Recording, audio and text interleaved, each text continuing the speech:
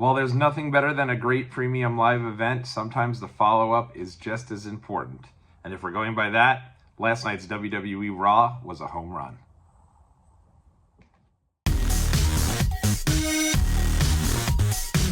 What's up, world? It's your boy Tommy on the spot for Watch Along Wrestling. Hopefully everyone is doing well and staying safe. I've got that post-Summerslam glow.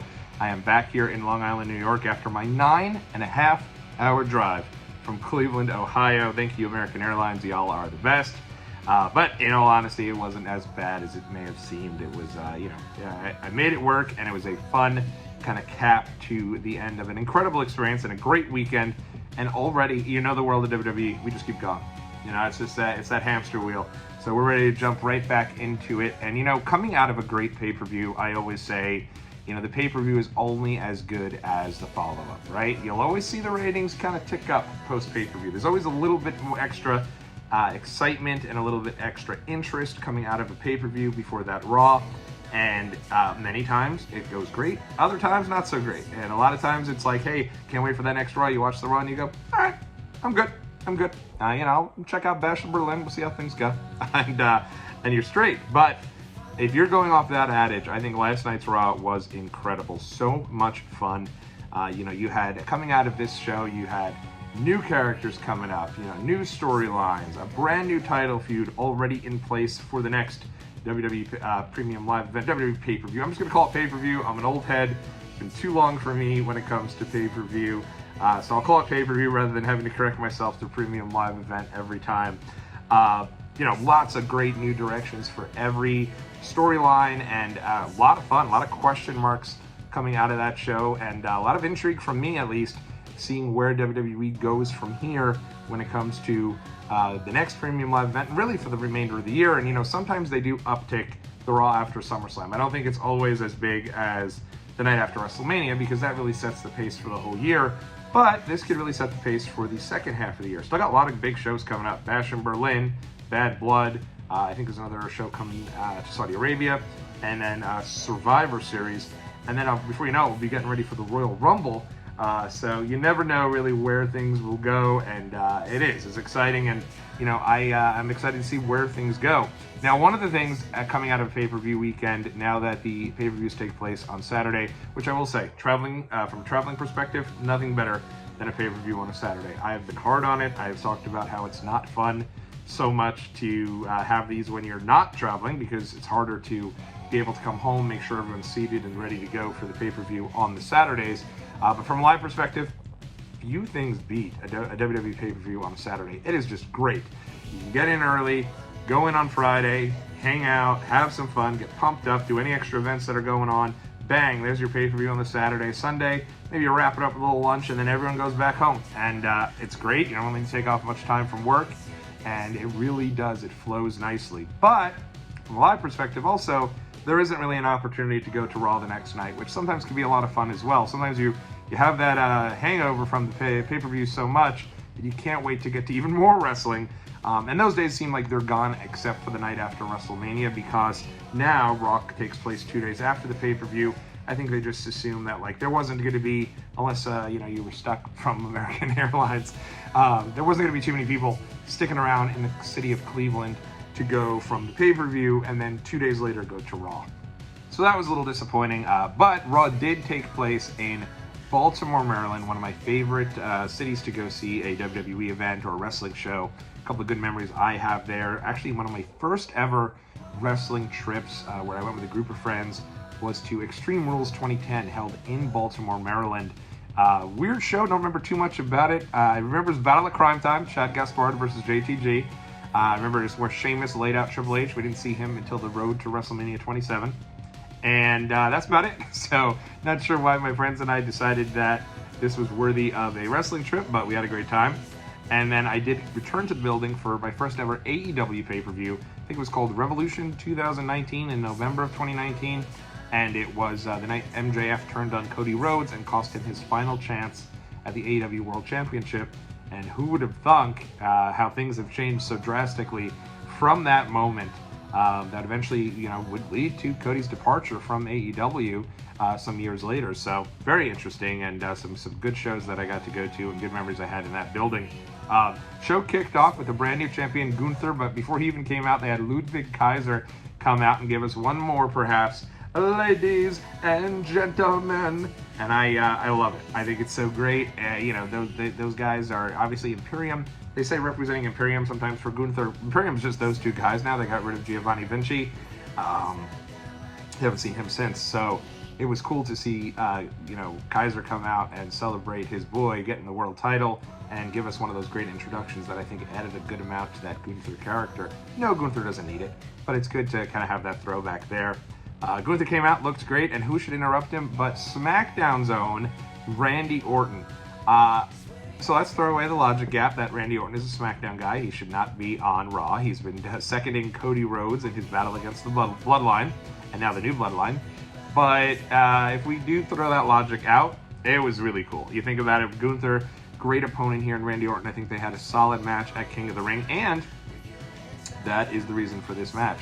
Randy Orton came out and said he wants a rematch because of the fact that he felt that this King of the Ring win from Gunther over him in controversial fashion, because Orton did have his arm up, now leading to Gunther getting the title at SummerSlam, made a lot of sense, and he really appreciated it, and he thought that, you know, it was unfair, and he's ready to kind of cash that in. So I do like the logic there, and you know, I think that at the end of the day, it really played to the story leading now into this match, and few better first opponents for Gunther than Randy Orton. It's still a fresh match. They've only wrestled once. Orton's gonna have a great match with anyone. I could literally go in the ring tomorrow with Randy Orton and have a solid match because he's just that good.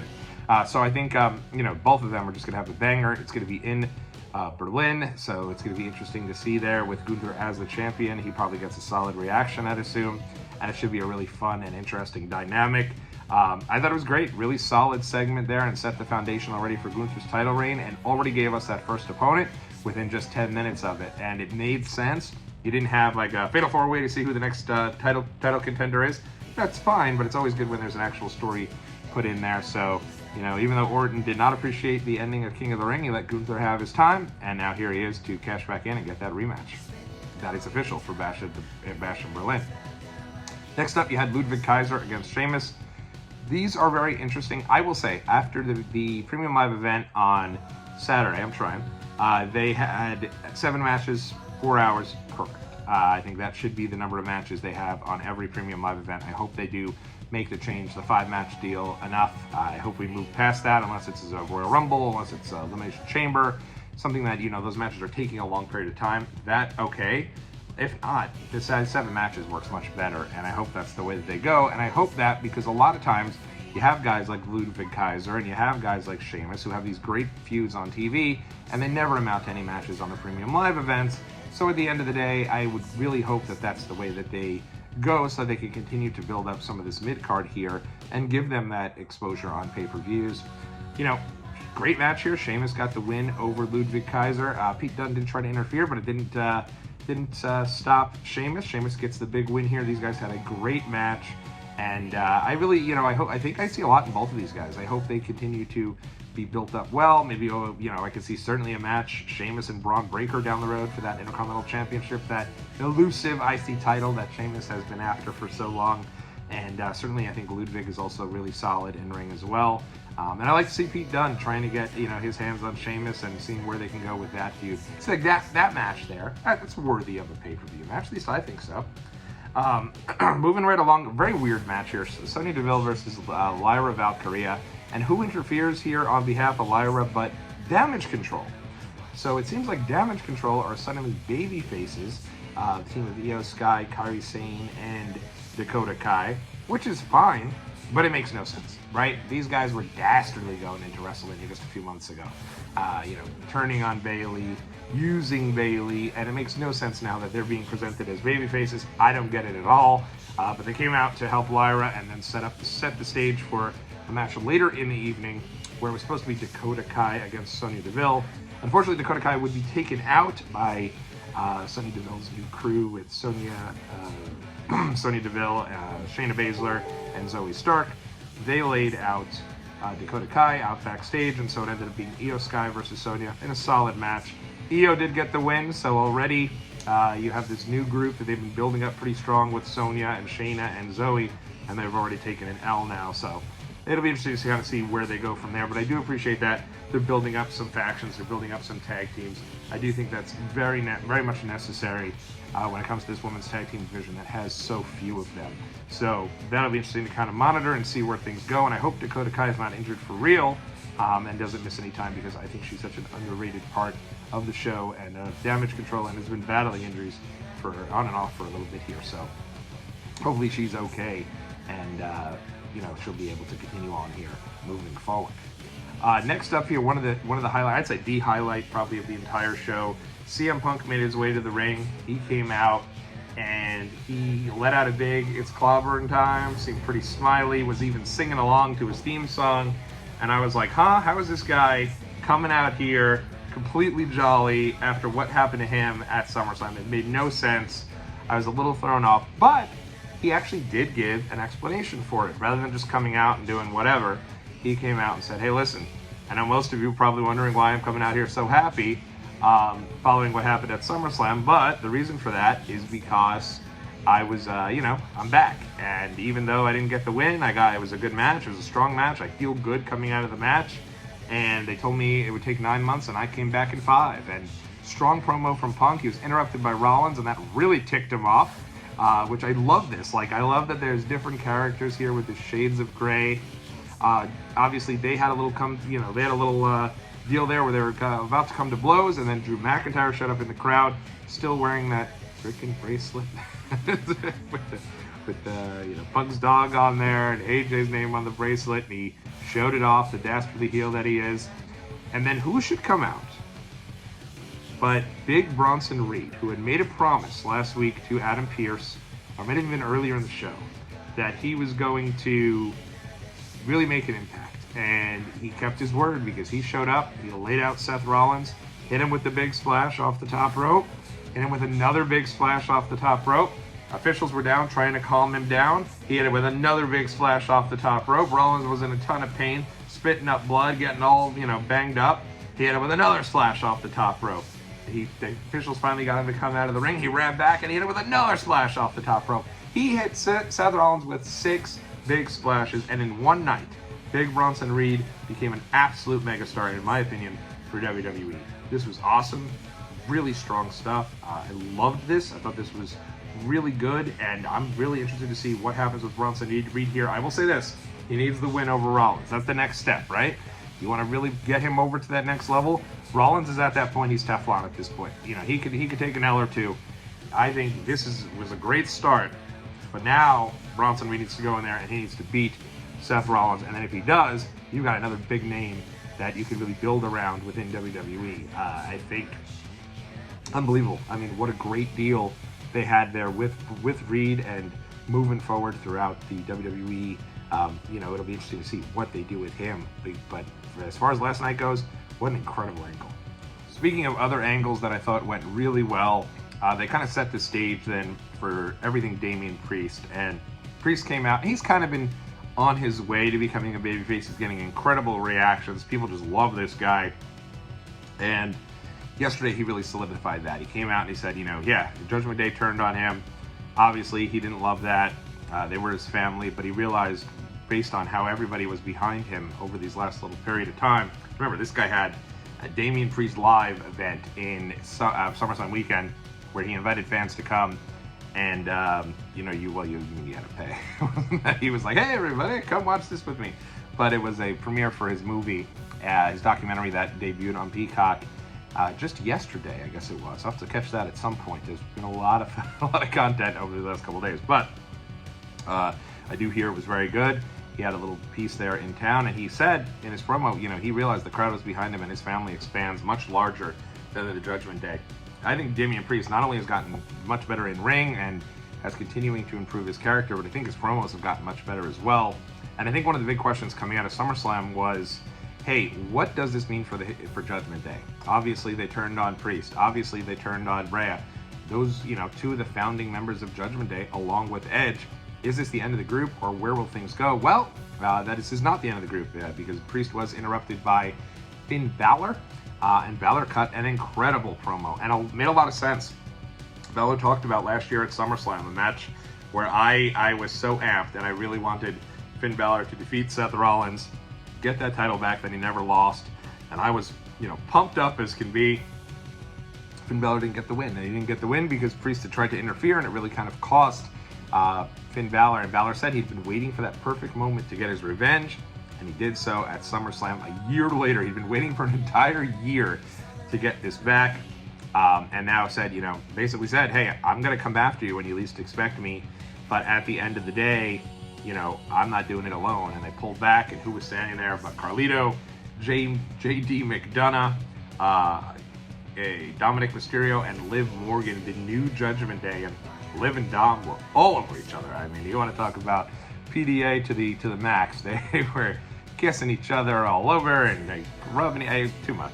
But at the end of the day, this was cool to see. Great promo from Balor. He is definitely long overdue for a top push. It seems like he's going to be the top heel here on the Raw side of things. I guess him and Gunther, and will be leading the Judgment Day in that new Judgment Day group.